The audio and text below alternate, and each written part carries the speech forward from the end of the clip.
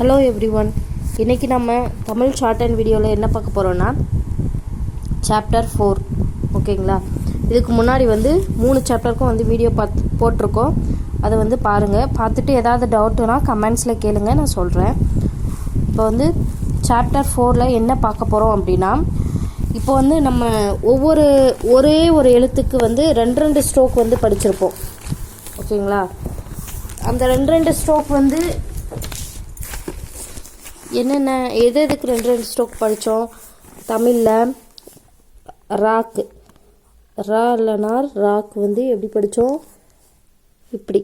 இப்படி ஒரு ஸ்ட்ரோக்கு, இப்படி ஒரு ஸ்ட்ரோக்கு, 2 படித்தோமா? இது இந்த ராவை என்னன்னு சொல்லுவோன்னா மேல் நோக்கிய ரா, அப்வேர்டுன்னு இங்கிலீஷில் சொல்லுவோம்ல, இது மேல் நோக்கிய ரா. இது கீழ்கோடு, கீழ் நோக்கிய ரா, டவுன்வேர்டு. இது மேல்கோடு கீழ்கோடு அப்படின்னு சொல்லுவோம். ராவில் 2 பார்த்தோம். அடுத்து ஹாவில் 2 ஸ்ட்ரோக் பார்த்தோமா? ஒன்று இப்படி, இன்னொன்று இப்படி. இது மேல்கோடு, இது கீழ்கோடு. இப்படி கீழேருந்து மேலே போகிறது மேல்கோடு, மேலேருந்து கீழே போகிறது கீழ்கோடு. இந்த மாதிரி 2 ஸ்ட்ரோக் பார்த்தோமா ஹாக்கு. அடுத்து எதுக்கு பார்த்தோம்? இஷு, அதாவது இட்ஷா, ஷா. ஓகேங்களா? இதை இட்ஷா அப்படின்னு படிப்போம். இதுக்கு 2 ஸ்ட்ரோக் பார்த்தோமா? ஒன்று கீழேருந்து மேலே கொக்கி மாதிரி, இன்னொன்று மேலேருந்து கீழே கொக்கி மாதிரி. இந்த மாதிரி 2 ஸ்ட்ரோக் படித்தோமா? இப்போ எந்த ஸ்ட்ரோக் எந்த இடத்துல யூஸ் பண்ணணும் ஜாயினிங்கில் அப்படின்னு நான் சொல்லித்தர போகிறேன். பார்த்துக்கோங்க, கவனமாக பார்த்துக்கோங்க. இப்போ ஆரம்பத்தில் உயிரெழுத்தில் ஸ்டார்ட் ஆகுது ஒரு வேர்டு, ஒரு வார்த்தை ஆரம்பத்தில் உயிரெழுத்தில் ஸ்டார்ட் ஆகுது அப்படின்னா நம்ம என்ன யூஸ் பண்ணுவோம்னா கீழ்கோடு. இப்போ ராவில் கீழ்கோடுனா இது, ஹாவில் கீழ்கோடுனா இது, ஷாவில் கீழ்கோடுனா இது, இதெல்லாம் கீழ்கோடுங்களா. இதை தான் நம்ம ஆரம்பத்தில் உயிரெழுத்தில் ஸ்டார்ட் ஆகிற வார்த்தைக்கு இந்த ஸ்ட்ரோக்லாம் சேர்த்து எழுதணும். கடைசியில் உயிரெழுத்தில் முடியுது அப்படின்னா ஒரு வார்த்தை கடைசியில் உயிரெழுத்தில் முடியுது.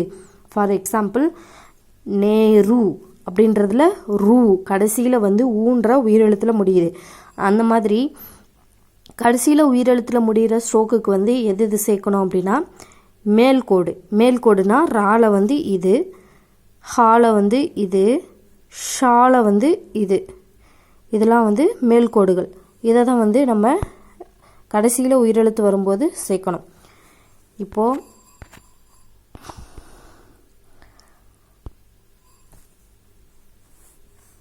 புக்கில் கொடுத்துருக்குற எக்ஸாம்பிள்ஸ் பார்க்கலாம். சரிங்களா?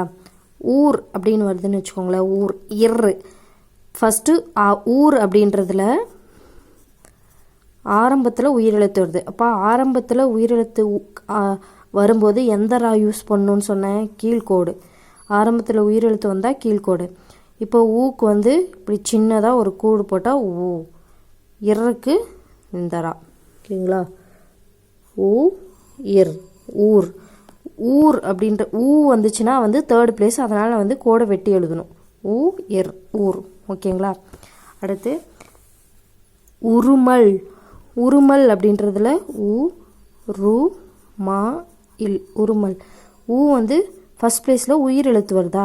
அப்போது ஃபஸ்ட்டு உயிரெழுத்தில் ஸ்டார்ட் ஆகுதுன்னா எந்த ரா யூஸ் பண்ணோம்? இந்த ரா. இப்போ ஊ ரூ மா இல், உருமல். ஓகேங்களா? மாக்கு ஃபஸ்ட் பிளேஸில் புள்ளி வச்சா மா, உருமல். ரூக்கு இங்கே 3rd பிளேஸ், இங்கே 3rd பிளேஸ் போட முடியாது, அதனால் மாக்கான 3rd பிளேஸில் கோடுபட்டால் ராக்கானது உருமல். ஓகேங்களா? அடுத்து ஆற்காடு. ஆற்காடு அப்படின்னா ஆக்கு, இந்த கொக்கி. ஃபஸ்ட்டு ஆரம்பத்தில் உயிரெழுத்து வர்றதுனால இந்த ரா, ஆர் கா டு, டூக்கு காக்கு. ஓகேங்களா? ஆற்காடு. புரியுதுங்களா? அடுத்து இது ஆரம்பத்தில் உயிரெழுத்து வரும்போது இது சேர்த்து எழுதணும். கடைசியில் உயிரெழுத்து வந்தால் என்ன சொன்னால் மேல்கோடுகள், ரா ஹா ஷா. இந்த மேற்கோடுகள் கடைசியில் உயிரெழுத்து வரும்போது இது போடணும். இப்போ பொறி அப்படின்றதுல பொறி அப்படின்னு ஒரு வார்த்தை இருக்குது. இதில் கடைசியில் உயிரொலி வருதா? ஈ உயிரொலி. அப்போது போ ரீக்கு இந்த ரா. ஓகேங்களா? கடைசியில் 3rd பிளேஸில் புள்ளி வச்சா ரீ, செகண்ட் பிளேஸில் கோடு போட்டால் போ, போரி. இப்போ போர். போர் அப்படின்றதுல வந்து ஆரம்பத்தில் போ எர் ஆரம்பத்தில் உயிரெழுத்து வந்து வரும்.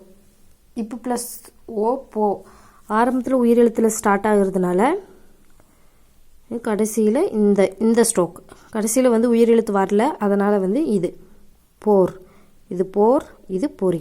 கடைசியில் உயிரெழுத்து வந்தால் மேல்கோடு, கடைசியில் உயிரெழுத்து வரலன்னா கீழ்கோடு. இப்போ நெறி, நே ரீ, ரீன்றது கடைசியில் உயிரெழுத்து வரதுனால மேலே இருக்கிற ரீ. இது வந்து இப்படி எழுதக்கூடாதான்னு கேட்டிங்கன்னா இது இப்படி எழுதக்கூடாது, தப்பு. ஏன்னா நேர், நேர் அப்படின்றது எர்ருக்கு வந்து கடைசியில் உயிரெழுத்து வராதனால கீழ்கோடு. ஓகேங்களா? கடைசியில் உயிரெழுத்து வந்தால் மேல்கோடு, உயிரெழுத்து வரலன்னா கீழ்கோடு. இந்த மாதிரி நெறிக்கு வந்து எழுதுனீங்கன்னா தப்பாக படிச்சிருவீங்க. அதனால தான் நேர் இப்படி போடணும், நெறி இப்படி போடணும். ஓகேங்களா? இப்போ வந்து உங்களுக்கு புள்ளி வைக்கிறதுக்கெல்லாம் டைம் இருக்கும். ஏன்னா சின்ன சின்ன பேசேஜ் தான் படிக்கிறீங்க. ஆனால் பின்னாடி போக போக ஸ்பீடெலாம் எழுதும்போது உங்களுக்கு புள்ளி வைக்கிறதுக்கே டைம் இருக்காது. அதனால் ப்ராக்டிஸ் இப்போ வந்து கரெக்டாக ப்ராக்டிஸ் பண்ணிங்கன்னா தான் பேசேஜ் எழுதும்போது கரெக்டாக எழுதுவீங்க. அடுத்து அரிமா அண்ணா ஆரம்பத்தில் உயிரெழுத்து வருதா, அப்போ ஆ ரி மா, அரிமா. இப்போ பார்த்தீங்கன்னா ரீலே கூட உயிரெழுத்து வருதே, அப்போ வந்து மேல் கோடு போடக்கூடாதா அப்படின்னா போடக்கூடாது. ஏன்னா நீங்களே எழுதி பாருங்கள். ஆ ரி மா எங்கே சேர்க்குவீங்க, இப்படி எழுதுவீங்க. இப்படி எழுத முடியுமா? பார்த்தாலே வராது. அப்போ அரிமா இப்படி தான் ஆரம்பத்தில் உயிரெழுத்து வந்தால் கீழ்கோடு. அடுத்து உருமு, உ ரு மு, ரு மு, உருமு. ஓகேங்களா? ஆரம்பத்தில் உயிரெழுத்து வருது. ஒருமித்து, ஓக்கு வந்து செகண்ட் பிளேஸில் கோடு, ரு மீ து, ஒருமித்து. ஓகேங்களா? புரியுதா? இப்போ வந்து ஒருமித்துக்கு வந்து இங்கே ஆரம்பத்தில் இப்படி கொக்கி போட்டிங்கன்னா இங்கே ரா வந்து இப்படி சேர்த்து எழுத முடியாது. இப்படி போட்டிங்கன்னா ஓக்கு வந்து இப்படி இல்லைன்னா இப்படின்னு சொல்லி கொடுத்தேன். இது வந்து ஆரம்பத்தில் சேர்த்து இந்த ரா கூட வந்து எழுத முடியாது. இந்த கீழ்கோடு ரா வடத்துலலாம் ஓவோ ஏவோ செகண்ட் பிளேஸில் கோடோ புள்ளியை மட்டும்தான் வைக்கணும். ஏன்னா இது கூட ஓவும் ஊவும் சேர்த்து ஊவும் சேர்த்து எழுத முடியும், ஓவும் ஏவும் சேர்த்து எழுத முடியாது. இந்த ரா கூட ஆரம்பத்தில் ஓவும் ஏவும் சேர்த்து எழுத முடியாது. இப்போது செகண்ட் பிளேஸில் புள்ளி அல்லது கோடு போட்டு தான் எழுதணும். இப்போ ராமு அப்படின்னா ரா மு, மா கூட வரும்போது வந்து எந்த ரா வரும்னா இந்த ரா தான் வரும். மா கூட அடுத்த ஸ்ட்ரோக் மா வருது அப்படின்னா அதுக்கு முன்னாடி வந்து ரா வருதுன்னா கீழ்கோடு ரா தான் எழுதணும். சரிங்களா? இது ஒரு லாஜிக். ஆரம்பத்தில் என்ன சொன்னேன், ஆரம்பத்தில் உயிரெழுத்து வந்துச்சுன்னா கீழ்கோடு ரா. அந்த மாதிரி மாவுக்கு முன்னாடி ரா வருதுன்னா கீழ்கோடு ரா. அடுத்து ராவில் வந்து என்ன சொல்லி கொடுத்தோன்னா கடைசியில் உயிரெழுத்து வந்துச்சுன்னா மேல்கோடு ரா. அந்த மாதிரி ஈரொற்றா வரும். நேர்கோட்டு வந்து நேர்கோட்டு மேற்கோடுகளுக்கு பிறகு ராரா வந்தால் வாகாக சேர்க்கையை உத்தேசித்து மேற்கோடு எழுதப்படும் அப்படின்னு கொடுத்துருக்காங்க. அதாவது நேர்கோட்டு மேற்கோடுகள் அப்படின்னா நம்ம ஸ்ட்ரோக்கில் வந்து கீழே இருந்து மேலே வர மாதிரி ஏதாவது ஸ்ட்ரோக் படிச்சிருப்போம் இல்லையா? இப்போ இச்சா, அப்புறம் பா, இதெல்லாம் வந்து நேர்கோடுகள். இந்த மாதிரி நேர்கோட்டு மேற்கோடுகள் கூட வந்து ரா வருது அப்படின்னா இந்த மேல்கோடு தான் போட்டு எழுதணும். நேர்கோடுகள் கூட ரா வருதுன்னா இந்த ரா தான் சேர்த்து எழுதணும். சரிங்களா? இப்போ பிறர் அப்படின்போது பி வந்து நேர்கோடு, ரா எர் பிறர். அது மாதிரி ஹரி, ஹான்றது வந்து நேர்கோடு, நேர்கோட்டு மேற்கோடு, அது கூட வந்து இந்த ஹரி, இந்த ரா தான் சேர்த்து எழுதணும். இப்படி போடக்கூடாதுன்னா போடக்கூடாது, தப்பு. இப்படி தான் எழுதணும். ஹரி நேர்கோட்டு மேற்கோடுகள். இது வந்து நேராக மேலே கோடு வருது, அது கூட வந்து ரா என்பது மேற்கோடு தான் சேர்த்து எழுதணும். அந்த மாதிரி உயிர், இப்போ வந்து ஊ யான்றது கீழேருந்து மேலே வர நேர்கோடு, அது கூட எந்த ரா வரும்னா நேராக வர ரா தான் வரும். அதாவது மேல்கோடு ரா தான் வரும். உயிர். ஓகேங்களா? உயிர்.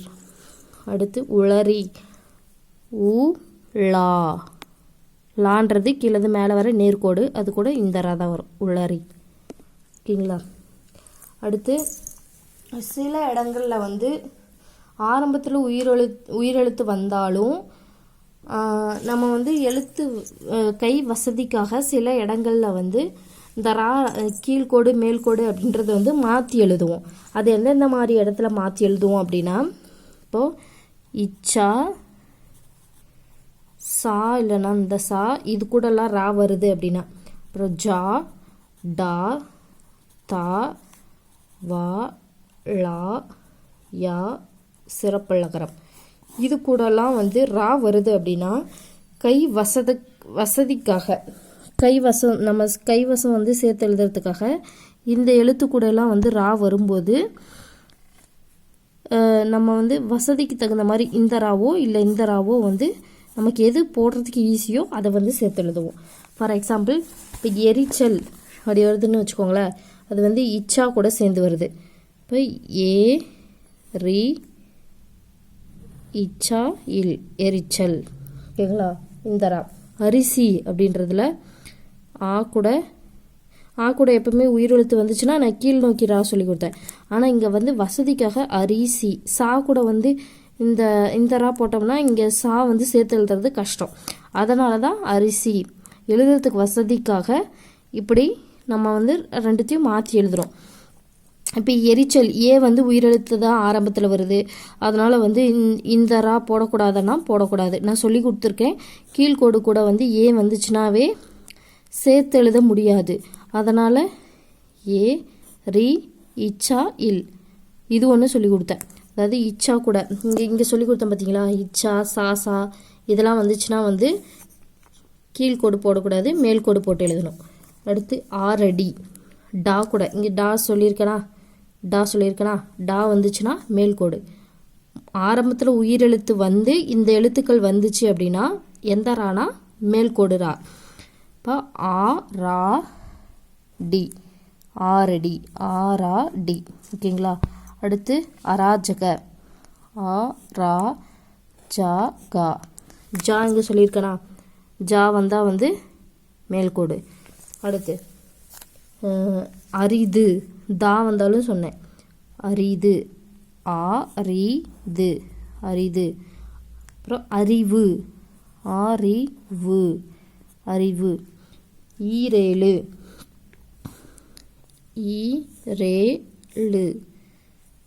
ஓகேங்களா. புரியுதா.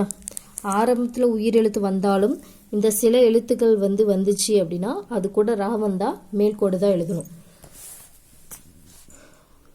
அடுத்து இப்போ வந்து நான் என்னென்னு சொல்லி கொடுத்தேன், ரா சொன்னேன். இப்போ உயிரெழுத்து வந்து முதல்ல வந்தாலுமே இப்போ வந்து எழுத்து வந்து தனியாக வந்துச்சு அப்படின்னா, இப்போ வந்து நான் எல்லாம் ஜாயினிங்கில் சொல்லி கொடுத்தேனா, இப்போ உயிரெழுத்து ஆரம்பத்தில் வந்து இப்போ நான் சொல்லி கொடுத்த எழுத்துக்கள் இந்த ரா ஹா இந்த ஷா இது 3 எழுத்துக்கும் வந்து ஆரம்பத்தில் உயிரெழுத்து வந்து இந்த ஒரு ஸ்ட்ரோக் மட்டும், இந்த ரா ஸ்ட்ரோக்கு இல்லைனா ஹா ஸ்ட்ரோக்கு இல்லைனா ஷா ஸ்ட்ரோக்கு, இந்த 3 ஸ்ட்ரோக்கில் ஏதாவது ஒரு ஸ்ட்ரோக் மட்டும் வருது அப்படின்னா அந்த இடத்துல வந்து எப்படி எழுதணும் அப்படின்னா கீழ்கோடு தான் எழுதணும். கீழ்கோடுனா இதுவா, இந்த கீழ்கோடு, ரால இது கீழ்கோடு, ஹால இது கீழ்கோடு, ஷால இது கீழ்கோடு, இந்த கீழ்கோடுகள் தான் எழுதணும். ஓகேங்களா. ஃபார் எக்ஸாம்பிள் இப்போ ஆஹான்னு வருதா, ஆரம்பத்தில் உயிரெழுத்து வருது, அது எப்படி எழுதுவோம், ஆஹா அப்படின்னும் போது ஆக்கு வந்து புள்ளி ஃபஸ்ட் பிளேஸில் ஹா. ஓகேங்களா. ஆஹா ஹா மட்டும் ஸ்ட்ரோக் வருது, மற்ற 2 உயிரெழுத்துக்கள் தான் வருது. அப்போது இதுக்கு வந்து எப்படி எழுதணும், கீழ்கோடு. நான் இங்கே சொன்னேன்னா, அதாவது ஆரம்பத்தில் உயிரெழுத்து வந்து இந்த ஸ்ட்ரோக்கு மட்டும் தனியாக எழுதுகிற மாதிரி வந்துச்சுன்னா கீழ்கோடு தான் எழுதணும். ஓகேங்களா. ஆஹா ஆஹா. ஓஹோ இது ஓ ஹோ. ஓகேங்களா. புரியுதா. அவ்வளோதாங்க. அடுத்து ஹாக்கு அப்புறம் இந்த ஹாக்கு அப்புறம் இதுக்கு பின்னாடி கா மா லா இந்த 3 எழுத்தும் வருது அப்படின்னா கீழ்கோடு தான் எழுதணும். ஓகேங்களா. அது வந்து கை வசதுக்காக வாகுக்காக வந்து கீழ்கோடு தான் இந்த எழுத்துக்கள் கூட எழுதணும். ஹாக்கி அப்படின்னா ஹா கி. ஹேமலதா ஹே மா லா தா. ஓகேங்களா? ஹேமலதா. ஹே செகண்ட் பிளேஸில் புள்ளி. ஹேமலதா. வேறு என்ன? ஹல்வா அப்படின்னா ஹா இல் வா சொன்னா குண்டுலா கூட ஹல்வா. இப்போ மா கூட ஹே, கா கூட. ஓகேங்களா? இதெல்லாம் வந்து கீழ்கோடு தான் எழுதணும். அடுத்து படுக்கை கோடுக்கு அப்புறம் ஹா வந்துச்சுன்னா, படுக்கை கோடுகள்னால் என்ன? இந்த மா நா இதெல்லாம் வந்து படுக்கை கோடுன்னு சொல்லுவோம். ஏன்னா படுத்துருக்கு பார்த்தீங்களா, படுக்கை கோடு. இது கூட வந்து ஹா வந்துச்சு அப்படின்னா, இதுக்கு அப்புறம் வந்து ஹா வந்துச்சுன்னா கீழ்கோடு தான் எழுதணும். இப்போ மாஹி அப்படின்றதுல மா ஹி, மாஹி. ஓகேங்களா? இப்போ நம்ம வந்து கை வசதியாக எழுதுறது தான் முக்கியம் அப்படின்றதுனால சில இடங்களில் வந்து மேக்ஸிமம் வந்து நம்ம மேல்கோடு தான் யூஸ் பண்ணுவோம். இப்போ பாஹி, பாஹி அப்படின்றதுல பா ஹி. ஓகேங்களா? எப்படி எழுதணும்னா பா போட்டு ஹாக்கு இந்த சர்க்கிள் போட்டு இப்படி மேலே கோடு பாஹி. இது கூட வந்து இப்படி எழுத முடியாது, இது எழுத முடியாது வசம் இல்லை. இது எழுதுறது தான் வந்து வசதியாக இருக்குது. பாஹி. ஹானி, ஹானி, ஹானி. ஹர்த்தல், ஹா இர் தா இல், ஹர்த்தால். ஓகேங்களா? புரியுதா? அடுத்து ஆயுத எழுத்து வந்து அக்கு, அக்கு படிப்புமா ஆயுத எழுத்து. அதுக்கு வந்து எப்படி எழுதணும் அப்படின்னா, அக்குக்கு வரும்போது ஹாக்கான ஸ்ட்ரோக் போட்டு எழுதணும் அக்குக்கு. இப்போ வந்து அக்து அப்படின்னா ஆக்கு புள்ளி ஹா து, அக்து. ஓகேங்களா? எக்கு அப்படின்னா ஏ இக்கு, ஊ சவுண்டு ஏ. அந்த அக்குக்கு வந்து ஹாக்கான ஸ்ட்ரோக் போட்டு ஊ சவுண்டு போட்டால் இக்கு, எக்கு. ஓகேங்களா? ஆயுத எழுத்து எழுதணும். அக்து, எக்கு. இந்த ஆயுத எழுத்துக்கு வந்து ஹாக்கான ஸ்ட்ரோக் வந்து எழுதணும். அடுத்து வடமொழி எழுத்து வந்து ஹா. இந்த ஹாவை வந்து சில இடத்துல வந்து நம்ம எப்படி இந்த சவுண்டு வந்தாலுமே சில இடங்களில் வந்து காக்கான ப்ரொனன்சியேஷன் தான் வரும். ஃபார் எக்ஸாம்பிள் மோஹி அப்படின்னு வருதா, மோஹி. ஓகேங்களா? இது வந்து தமிழில் வந்து நம்ம மோஹின்னு இது எழுத மாட்டோம். தமிழில் வந்து மோஹியை வந்து கீயாக மாற்றி எழுதுவோமா, அப்போ அந்த மாதிரி இடங்களில் அந்த காக்கான ஸ்ட்ரோக் தான் போடணும். மோகின்னு வந்தால் மோகி. ஓகேங்களா? இப்போ அரி, ஹரின் போது இப்படி போடுவோம். அரின்னு ஒரு சவுண்டு வரும். அப்போ ஆ ரி, அரி. ஓகேங்களா? தமிழில் வந்து நம்ம எப்படி அதை வந்து எழுத்து வந்து மாற்றி இது பண்ணுறோமோ அப்போ ஸ்ட்ரோக்கையும் வந்து நம்ம மாற்றி தான் எழுதணும். இப்போது ஹாவை போலவே இஷா, இந்த ஷா சொன்னல இஷ், இதை வந்து இட்ஷாவுன்னு சொன்னேன்னா, இதை வந்து வரும்போது ஆரம்பத்தில் உயிரெழுத்து வந்துச்சு அப்படின்னா கீழ்கோடு ஆ இட்சி, ஆட்சி. ஆரம்பத்தில் உயிரெழுத்து வந்து தனியாக வர இடத்துல கீழ்கோடு. அந்த மாதிரி மா கூட லா கூடலாம் வரும்போது கீழ்கோடு. ஷமி. ஓகேங்களா? ஷமி. லக்ஷ்மி, லா இஷ் மீ, லக்ஷ்மி. என்ன புரியுதா? அவ்வளோதாங்க. அடுத்து சில இடங்களில் வந்து நம்ம வசதியாக எழுதுறது தான் முக்கியன்றதுனால மேக்ஸிமம் மேல்கோடு வந்து இந்த ஷாக்கு யூஸ் பண்ணுவோம். காட்சி, மீனாட்சி. ஓகேங்களா? மீனாட்சி, பட்சி. இதெல்லாம் வசதிக்காக மேல்கோடு, மற்ற இடத்துல வந்து கீழ்கோடு. அவ்வளோதாங்க. 4th யூனிட் வந்து அவ்வளோதான், முடிஞ்சிச்சு. இதில் எக்ஸாம்பிள்ஸ்லாம் இருக்குது புக்கில் 4th யூனிட்டில். இந்த எக்ஸாம்பிள்ஸ் எல்லாமே நீங்கள் ப்ராக்டிஸ் பண்ணணும். இது ப்ராக்டிஸ் பண்ணிவிட்டு அடுத்து பயிற்சி 11, பயிற்சி 12 வரைக்கும் படிங்க. நாளைக்கு கிளாஸில் வந்து இந்த தனிக்குறி சொற்கள் மட்டும் நான் எப்படி எழுதுறதுன்னு சொல்லித்தரேன். அவ்வளோதான். தனிக்குறி சொற்கள் முடிச்சுட்டு இந்த பயிற்சி 13 படித்தோம்னா 4th யூனிட் முடிஞ்சது. தேங்க்யூ.